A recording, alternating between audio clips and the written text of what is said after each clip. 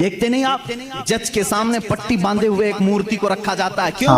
حضرت عمر اندر گئے، تلوار لائے اور اس کی گردن اڑا دی۔ ارے بھائی کہا جو رسول کا فیصلہ نہ مانے عمر اس کا فیصلہ ایسی بھائی یہ بہت ہیوی تھا یار سچ یہ میں۔ بات پارلیمنٹ کی سیٹ کی بھوک میں مسجدیں بیچ دیتا ہوں۔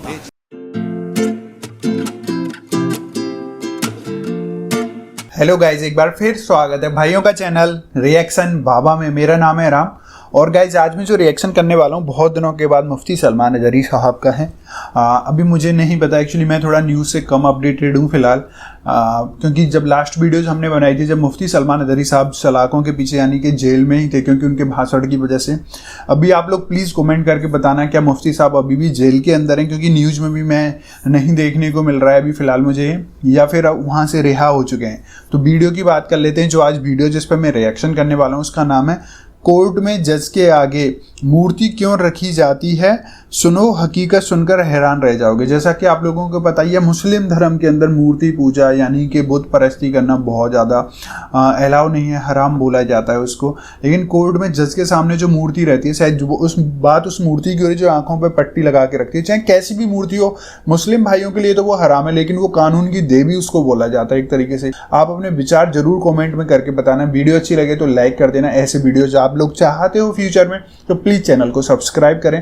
آج کے ریئیکشن میں سٹارٹ کر لیتا ہوں بنا کسی دیری کے، لیٹس پلے۔ دیکھتے نہیں آپ جج کے سامنے پٹی باندھے ہوئے ایک مورتی کو رکھا جاتا ہے، کیوں؟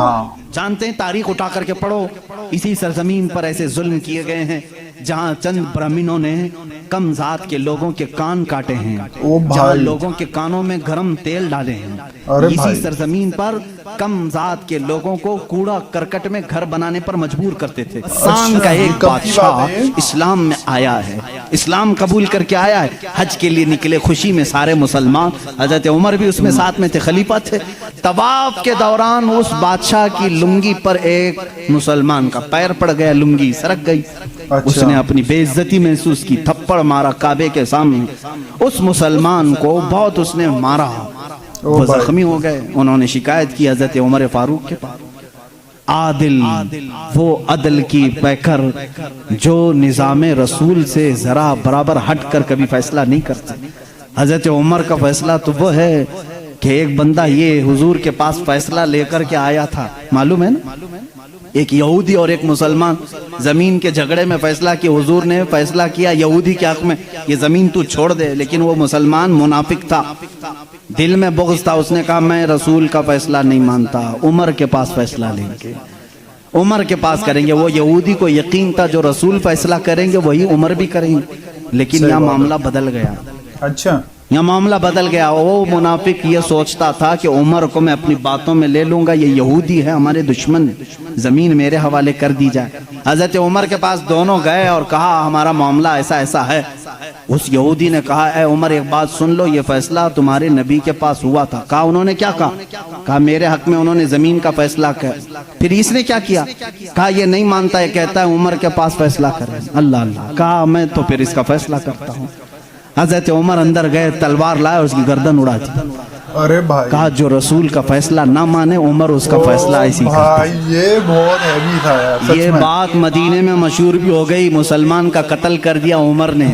حضور نے ان کو بلایا اور کہا کہ تم نے ایک مسلمان کا قتل کیا۔ کہا میں اس کو مسلمان مانتا ہی نہیں جو آپ کو حکم نہیں مانتا، صحیح بات ہے، لیکن اگر میں غلطی پر ہوں تو یا رسول اللہ مجھے سزا دے دیں۔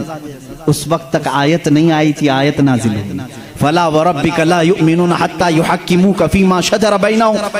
اے رسول قسم ہے تمہارے رب کی، اللہ فرما رہا ہے، اللہ فرما رہا ہے اے رسول تمہارے رب کی قسم، وہ ایمان والا ہو ہی نہیں سکتا جو اپنے آپسی معاملات میں آپ کو حکم نہیں مانتا۔ صحیح بات۔ حضور نے فرمایا تب تو عمر نے صحیح فیصلہ کیا۔ اس فیصلے کے حامل علمبردار عمر کے پاس رضی اللہ تعالیٰ فیصلہ لے کر کے آئے، غسان کے بادشاہ اور ایک عام مسلمان کا۔ وہ بادشاہ ہے پہلے عیسائی تھا، مسلمان ہوا چند دن پہلے مسلمان ہوا ہے۔ دونوں کا فیصلہ آیا، حضرت عمر نے پوچھا کیا معاملہ ہے؟ وہ غسان کے بادشاہ نے کہا اے عمر امیر المومنین، کیا مجھے بھی کٹہرے میں کھڑا کریں گے؟ میں بادشاہ ہوں غسان کا، آپ مجھے اپنے بازو میں بٹھائیں۔ حضرت عمر نے کہا آج مقدمہ ہے، بادشاہ نہیں، تم بھی وہیں کھڑے رہو گے جہاں مقدمہ کرنے والا کھڑا ہے۔ دونوں کو کھڑا کیا, معاملہ پوچھا تو اس کے بعد حضرت عمر نے کہا تم نے زیادتی کی, اس کا غلطی سے پیر پڑا ہے, ہاں اگر تمہیں لگتا ہے کہ اس نے تمہاری بے عزتی کی تو سزا بھی تھوڑی ہونی چاہیے تھی, لیکن جتنا تم نے اس کو مارا ہے یہ اس کا حق ہے. کہا کیا فیصلہ ہوگا؟ حضرت عمر نے کہا اس عام مسلمان سے جتنے تھپڑ زیادہ اس نے لگائے تو بھی لگا دے, یہ فیصلہ برابر ہو جائے گا. جتنا اس نے زیادہ مارا ہے تو مار.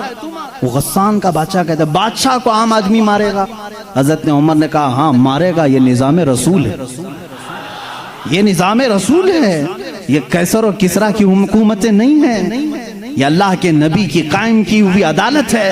اس نے کہا ایک دن کی مجھے مہلت دیں, کل آ کر کے اس فیصلے پر عمل کیا جائے. آپ نے کہا مہلت تو دی جا سکتی, جیسے ریمانڈ میں لیتے ہیں. اس کو چھوڑا گیا لیکن وہ بادشاہ فرار ہو کر کے بھاگ گیا اور اسلام بھی چھوڑ دیا, مرتد ہو کے چلا گیا. حضرت عمر نے اس دن کہا, کچھ لوگ کہنے لگے حضرت عمر اس کے حق میں بات کرتے تو بادشاہ آج مسلمان رہتا. ایسی کچھ باتیں بھولی بھالی لوگ کرتے ہیں, ایسا کرتے تو اچھا ہوتا, ایسا نہیں کرنا چاہیے تھا. حضرت عمر نے جلال میں کہا اس طرح کے 1000 چھوڑ کر جائیں تو جائیں, لیکن نظام رسول کا ایک حرف بھی میں اپنے ہاتھ سامنے سے جانے نہیں دوں گا. عدل کے تقاضوں کو پورا میں ہمیشہ ہوتا رہنے دوں گا. یہ سیدنا عمر فاروق کی عدالت تھی. یہ آج پیس اینڈ جسٹس کی بات کرتے ہیں, ان لوگوں سے بات کرتے ہیں جن کے پاس عمر جیسی عدالت ہے. اے میرے عزیزو, عدالت کے نام پر آج بڑا دھبا ہے. یہاں پر بہت سارے معاملات ہو سکتا ہے, بہت سارے لوگ میرے اوپر اس بات کا بھی کیس کر دیں کہ یہ حد کی عدالت ہے, عدالت کی بے عزتی کرتا ہے. ہو سکتا ہے. میرے عزیزو, میں اس عدالت کی عزت کرتا ہوں جہاں عدالت ہوتی ہے. اچھا, میں اس کو جج اور عادل نہیں مانتا جو پارلیمنٹ کی سیٹ کی بھوک میں مسجدیں بیچ دیتا ہوں. میں اس کی عدالت کو نہیں تسلیم کرتا جو ایک قلیل جماعت کو نظر انداز کر کے حاکم پارٹی کی طرف بولتا ہے. میرے عزیزو, ایسے لوگ دنیا میں بہت سارے آئے جو ضمیر فروش ہوتے ہیں, ضمیر فروش ہوتے ہیں. ہندوستان بھی اسی ڈگر پر چلنے لگ گیا. اب تک دنیا کی سب سے بڑی ڈیموکریسی, سب سے بڑی جمہوریت ہندوستان میں تھی, جہاں پر نظام ایسا تھا. ہمارا عدلیہ کا نظام بہت اچھا تھا, ہماری کورٹ جتنی تھی یہاں پر سب کے ساتھ برابر کا سلوک کیا جاتا تھا, ہندو ہو مسلم ہو. آج بھی بہت سارے جج ہیں جو اوتھ لیتے ہیں کہ میرا دین, میرا مذہب, میرا سب کچھ انصاف ہوگا, سمویدھان ہوگا, میں سامنے کسی کو نہیں دیکھوں. صحیح بات یہی ہونا چاہیے. دیکھتے نہیں آپ, جج کے سامنے پٹی باندھے ہوئے ایک مورتی کو رکھا جاتا ہے. کیوں؟ قانون جب بھی ہوتا ہے وہ سامنے والے کو دیکھ کر کے نہیں, اس کے پروف ثبوت دیکھ کر کے. لیکن یہاں پر اب عام بچے کو بھی بیوقوف بنایا جا رہا ہے. میں اس بات کی آواز اٹھانا چاہوں گا, اس ظلم کو بند کرو, اس ظلم کو بند کرو. اور یہ ڈکٹیٹرشپ جو لائی جا رہی ہے, اس جمہوریت کو ختم کر کے, قتل کر کے, دیکھنا چند دنوں کے بعد یہ سارے نظام ختم کرنے کی بات کریں گے. آج مسلمانوں کے خلاف ایک زہر پھیلایا جا رہا ہے, اسی طرح چند دنوں کے بعد اب دلتوں کی باری آئے گی. اس لیے کہ یہ دلتوں کو بھی ایک آنکھ نہیں بھاتے, یہ کبھی پسند نہیں کرتے. یہ 2000 سال پرانا نظام منوسمرتی کا لانا چاہتے ہیں جہاں صرف چند لوگوں کی حکومت ہوگی. جانتے ہیں, تاریخ اٹھا کر کے پڑھو, اسی سرزمین پر ایسے ظلم کیے گئے ہیں جہاں چند برہمنوں نے کم ذات کے لوگوں کے کان کاٹے ہیں, جہاں لوگوں کے کانوں میں گرم تیل ڈالے ہیں. اسی سرزمین پر کم ذات کے لوگوں کو کوڑا کرکٹ میں گھر بنانے پر مجبور کرتے تھے.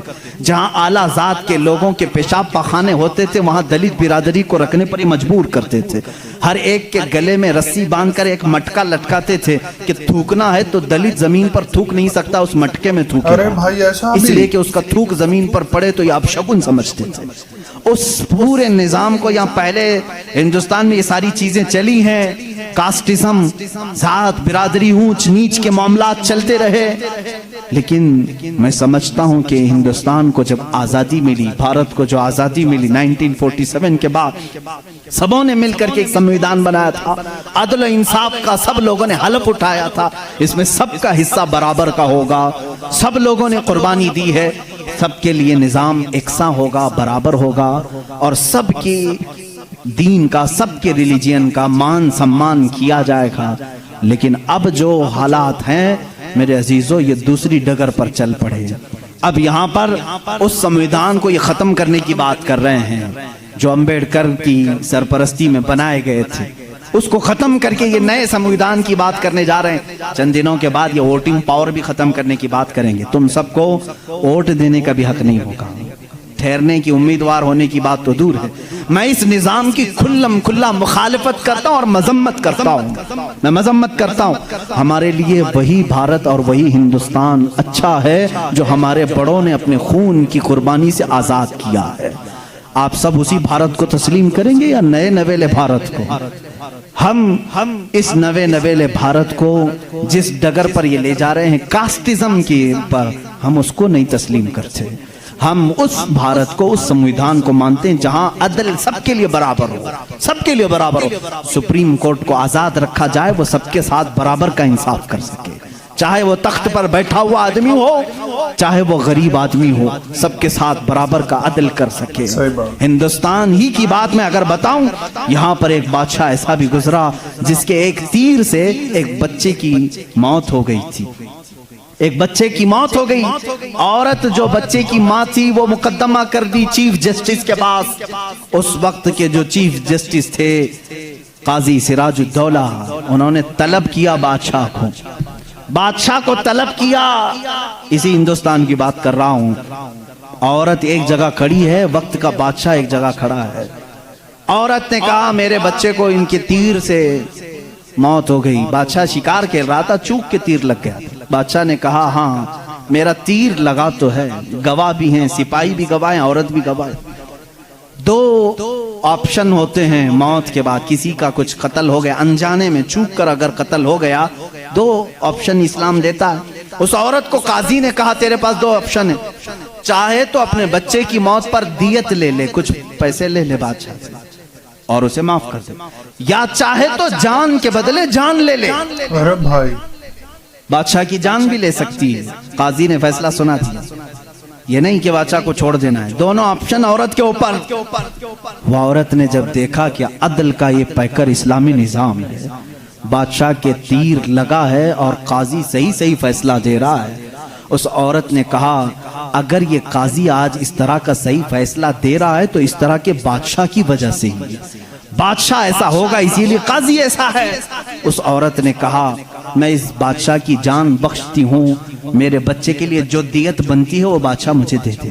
بادشاہ نے جتنی دیت بنتی تھی اس سے زیادہ اسے دیا. اور جب یہ معاملہ ختم ہوا تو بادشاہ قاضی کے پاس آیا اور اپنا جبہ کھولا, اس میں خنجر تھا. خنجر نکالا, کہا قاضی, وہ اس وقت کے سپریم کورٹ کا چیف جسٹس تھا قاضی. بادشاہ کیا کہتا جانتے ہو, مجھے جب پتا چلا میرے اوپر مقدمہ ہے اور مجھے معلوم تھا میرے تیر سے ایک بچہ فوت ہوا ہے, میں آج کورٹ میں آ رہا تھا, میں ساتھ ہی خنجر لے کے چلا. قاضی نے پوچھا کیوں لے کے چلے؟ کہا میں یہ دیکھنا چاہتا تھا کہ اگر فیصلہ قرآن و حدیث کے مطابق ہو تو ٹھیک ہے میں مان لوں, اور ذرا برابر اگر بادشاہ کا خیال کر کے قاضی نے کیا تو اسی خنجر سے قاضی کو قتل کر دو. بادشاہ نے یہ کہا, قاضی مسکرایا اور اپنے گدے سے اٹھ گیا اور چادر ہٹائی. نیچے بہت بڑا کوڑا تھا. کہا بادشاہ تمہیں معلوم ہے میں آج پہلی مرتبہ اس کرسی پر آنے کے بعد, اس گدے پہ آنے کے وقت کوڑا نیچے لے کر بیٹھا ہوں. کہا کیوں؟ کہا میں نے اسی وقت طے کر لیا کہ بادشاہ کو کٹہرے میں کھڑا کروں گا اور فیصلہ قرآن و حدیث کے مطابق سناؤں گا.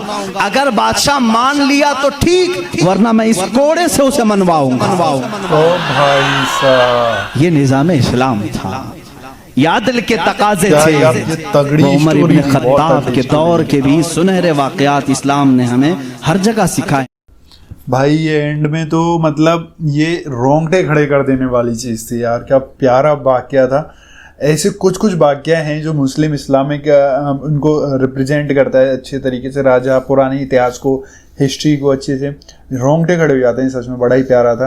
होपफुली आपको पसंद आया होगा, अच्छा लगा होगा। आप लोग अपने विचार कमेंट में कर सकते हैं। वीडियो अच्छी लगे लाइक ज़रूर करें। चाहते हैं आपको ऐसे रिएक्शन वीडियोज़ और भी मिलते रहें तो प्लीज़ चैनल को सब्सक्राइब करें। आज के रिएक्शन में बस इतना ही, मिलूंगा नेक्स्ट किसी रिएक्शन में। तब तक के लिए thank you so much for watching. Bye bye guys, C you guys, take care guys.